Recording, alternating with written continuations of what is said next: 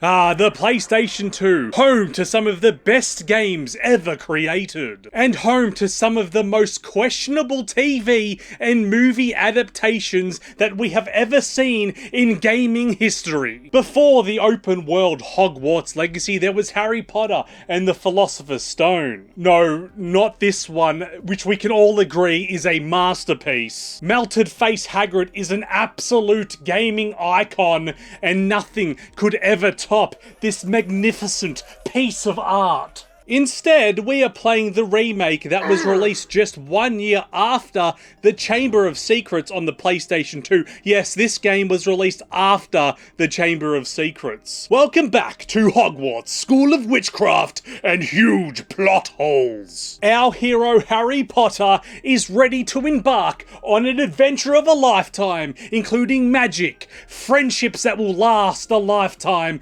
and camera angles that will make you consider taking cyanide. Is it a forgotten classic? Would I buy a PlayStation 2 console then spend $90 Australian just to play it? Stay tuned to find out. What you will immediately notice when launching the game is how improved the graphics are. These two games side by side show the incredible leap console gaming took between the PlayStation 1 and the PlayStation 2. The PlayStation 1 version was like being in a fever dream.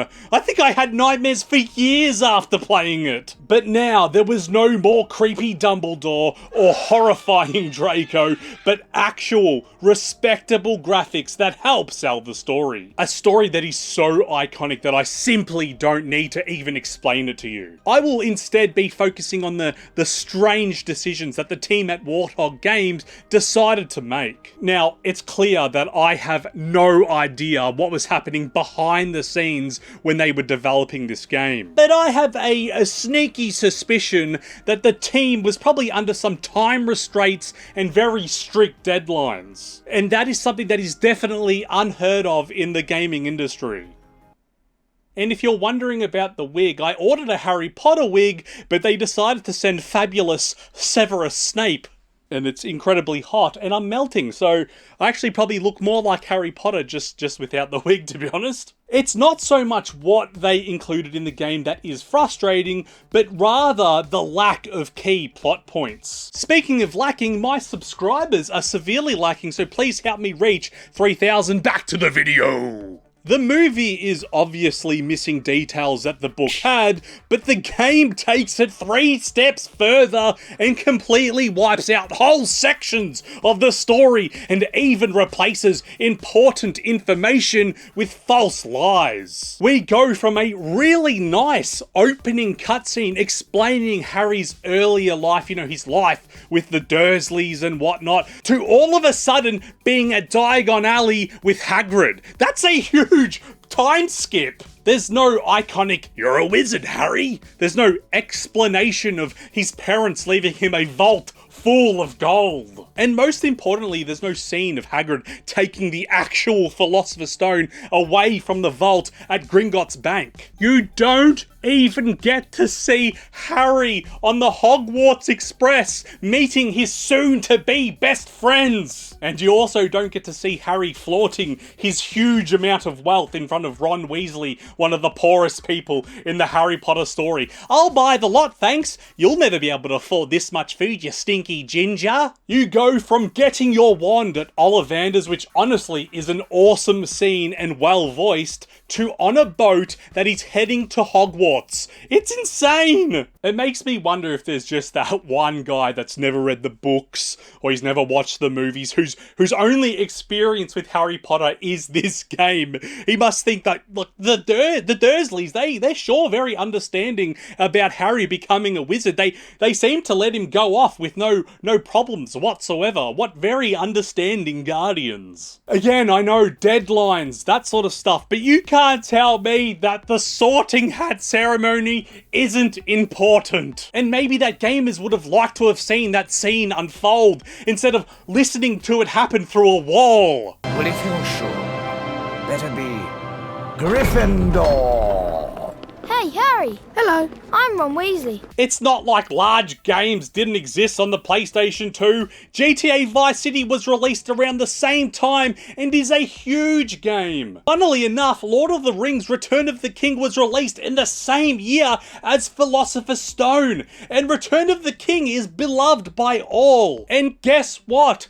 It's a game based off a movie that's based off a book. I do want to point out that the cutscenes that do exist are really well done. We go around learning about Hogwarts, exploring the castle a little, and head to our first class where we bump into Draco. Thank God that they actually decided to include this scene in the game. It's a defining moment in the series where Harry essentially tells Draco to go f*** himself. And luckily for us, our first class happens to be Potions with Professor Snape. Another well-voiced cutscene that looks amazing. The pace at which the voice actor reads the lines is a masterclass in voice acting. What do you get when you mix a Jigglypuff with a Weeping Bell? I don't have a punchline for that joke, but you get it. We learn the Lumos spell, ride a broom for the first time, and get into another argument with Malfoy. Potter! We go to Hagrid's hut for a cup of tea, and then we read a newspaper article about how Gringotts Bank was broken into. Harry then has the gall to explain that this vault that was broken into was the exact vault that he and Hagrid went to when they were in Diagon Alley. Oh. You were there, Harry? You were at Gringotts Bank? I don't think you are, because it hasn't been explained or even hinted at in the slightest. Again, that one poor guy who has no experience with Harry Potter at all. Oh, when did Harry go to Gringotts Bank, was it? And what the hell are these creepy animals on the front of the newspaper? Then they start to explain the main plot a little more. Snape is introduced as more of a villain with his weird limp that he gets from Fluffy. And we also get that iconic scene, the troll in the dungeon. Thought you ought to know. An epic fight with the troll ensues, and as you all know, we successfully take it down. Professor McGonagall tells us that not many first graders could take down a full-grown mountain troll and live to tell the tale. You're right. They couldn't. How about instead of taking one down, we take down 3 fully grown mountain trolls throughout the whole game? Again, that one poor guy talking to his friends about Harry Potter. Wow, that Harry Potter certainly does take down a lot of trolls in his first year at Hogwarts, doesn't he? I think he took down 3. The story continues hitting a few more plot points and starts to improve. We find the mirror of Erised. We see our bloated dad's face who looks about 60 years old. Mummy, is that you? Who the hell is that? There are some really great cutscenes, getting our Nimbus 2000 and invisibility cloak. The Quidditch scene showing Snape trying to jinx Harry Potter still happens, and things honestly start to make sense. We start to learn about Nicholas Flamel in the Philosopher's Stone. We even get to see Voldemort eating the unicorn's blood or whatever. We go through all of those trials and we end up murdering Quirrell in cold blood. Hooray! We win the Wizard Cup as well! Slytherin has 300 points and Gryffindor has 299. 5 points will be awarded to Hermione Granger because she didn't slam the door on her way in. Gryffindor wins. F*** you, Slytherin! They really do make up with the lack of information they give us in the first half by including a good amount of detail in the second. If they had just been consistent throughout the whole game, then this was an experience that I would have loved. Look, I do understand that to some degree that the details have to be changed to make it work in a video game. Like when Dumbledore confiscates the invisibility cloak. It's ridiculous in the Harry Potter story, but it makes sense because it's so overpowered. When I think about what I want from a Harry Potter game, the answer, for me at least, is simple. I want to explore Hogwarts and live the life of one of the students. I want to find secret rooms and treasures. I want to hang out with other students in the dorm rooms and practice my spells. Sunshine, Daisy, Buttermallow, turn this stupid fat rat yellow. Hogwarts Legacy did it quite well, although because of the sheer size of the castle, a lot of it felt empty. Sure, the size of the castle doesn't compare to Hogwarts Legacy, but for a PlayStation 2 game, it does a really solid job. I have to give it to Warthog Games and say that running around the castle was actually very enjoyable for me. I loved finding all those wizard cards. Plenty of the areas are off limits in the beginning and will remain so until you unlock new spells. It's not a huge confusing labyrinth where you will get too confused as to where you are, but there is enough of the castle where you will have to memorize where to go. Each classroom holds a hidden collectible.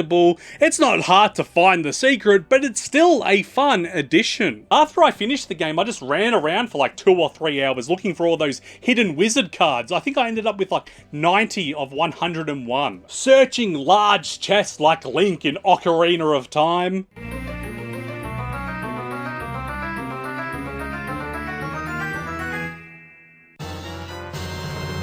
Only to find a card inside was a bizarre choice, but I was always excited when I found a new one or even a duplicate that I could trade with a random student to increase my deck size. Listening to that little blurb about each witch or wizard. Extra lore that we don't get from the movies or the books really. Birdie's bots, every flavour beans are hidden around the school, and it's a form of currency that we use to purchase things at the Weasley twins store. Harry Potter is a multi-millionaire, but still can't bring himself to give a few gold coins to the Weasleys, instead choosing to pay for his goods with jelly beans. Oh, cum-flavoured!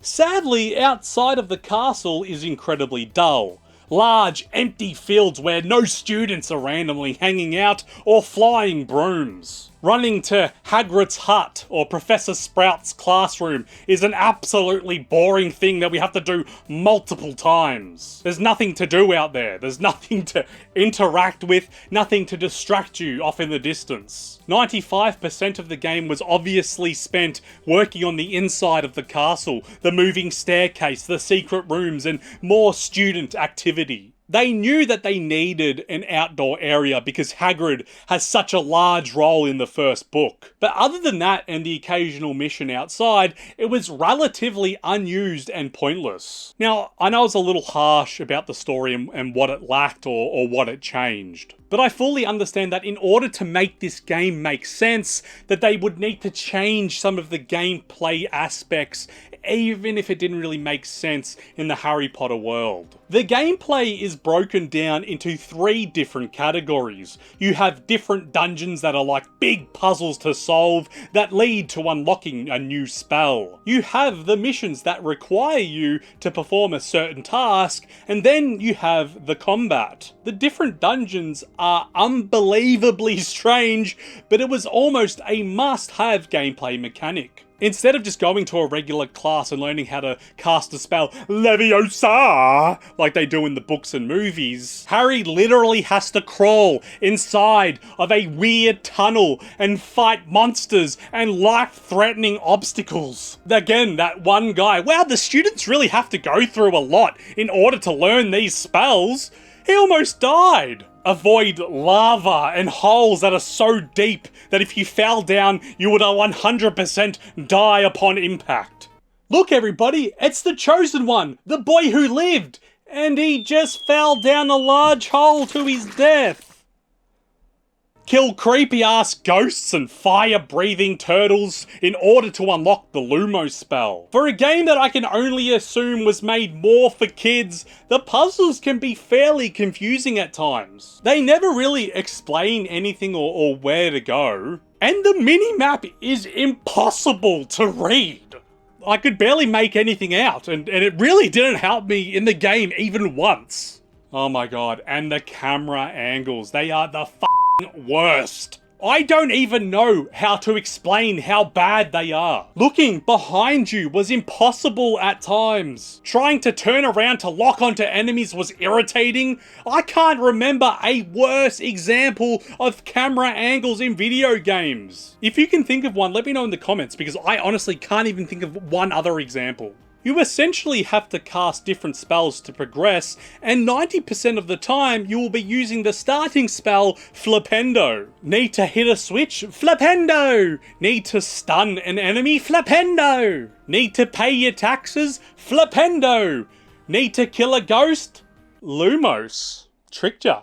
Admit it, I tricked you. There are a few different spells that you learn, and figuring out which spell to use in certain events was fun. You do unlock pages in a monster book that explain how to defeat certain enemies, and that did feel more authentic to the Hogwarts experience. I like the dungeons, and I like the little bonus shields that you can collect. Revisiting those dungeons later on in the game to find more shields and increase your grade was really satisfying, and that's all I really gotta say about that. The next category of gameplay is like the little missions you have to do around school. These are the more story-based ones, like sneaking into the library to get to the forbidden section. Now again, it makes absolutely no sense why there's so many students patrolling these halls at night time. But without them roaming around the halls, the mission would be pretty easy, to be honest. So I understand why they're all there. It's like a third of the students at school are prefects or something. Like,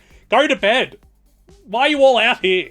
And to make it worse, the stealth sections are absolutely horrible. Harry, he slows down to a snail's pace and he's sneaking around like he's one of those thieves in those old cartoons. It's easier to just run through past them and make it to the next door. I don't think I did one sneaking mission correctly. And then there are boss fights, the before mentioned troll, the weird Venus fly trap boss, and then you had Professor Quirrell at the end. And they're all really frustrating in the beginning, trying to get this damn troll to hit this tiny little box 100 different times. He just misses over and over again. The damn plant attacking you before you can even get the spell off. Professor Quirrell and his never-ending horde of ghost wolves that respawn unless you hit him. But once you learn what to do, they become the opposite. They become almost too easy. Now, all of that sounds pretty bad, but the worst thing about this game is what happens when you die. Now, when you die, it's not like you get reset hours of progress, but when you do come back, you come back with almost zero life whatsoever. Like, I just died to this boss fight with almost full health, and then you're gonna reset me in the boss fight with like a quarter of that, not even a quarter. And it made me hate the boss fights. I honestly didn't enjoy even one of them. And then there are two missions where you have to gather ingredients for Professor Snape's potion class. After collecting them all, you would think that there would be some mini-game in order to recreate the potion, but instead it just automatically happens. If you would just get up and teach them instead of handing them a frickin' packet, yo. There are kids in here that they don't learn like that. Finally, the chess match. After an epic scene where you fly a broomstick to collect a rusty old key, you walk around the corner to find Ron unconscious and lying on the floor. There's no, once I make my move, you'll be free to check the king. No, Ron, no! It's just, oh, look, Ron's on the floor. I think he'll be okay, though. He'll be alright. And then you have the worst game of chess ever. Pieces move one tile at a time. At least allow me to play chess properly. What even is this stupid checkers version you are forcing me to play? Look, overall, my time in this game was very mixed. But some of it was just so maddening. The worst camera angles that have ever existed. The odd choices with the story and the lack of information that they included. And the boss fights that I hated with a passion. The exploration was passable and the amount of collectibles and secret areas was enjoyable. And the graphics won't give my 4-year-old nightmares when she watches me play. But would I buy a PlayStation 2 console then spend $90 Australian just to play it? Absolutely not at all. Alright, thank you very much for watching. My next video is on Sopranos Road to Respect. You guessed it, for the PlayStation 2. And then we're going to go back to a Lord of the Rings game, I think. So very exciting. Thank you very much for watching. Until next time, see ya.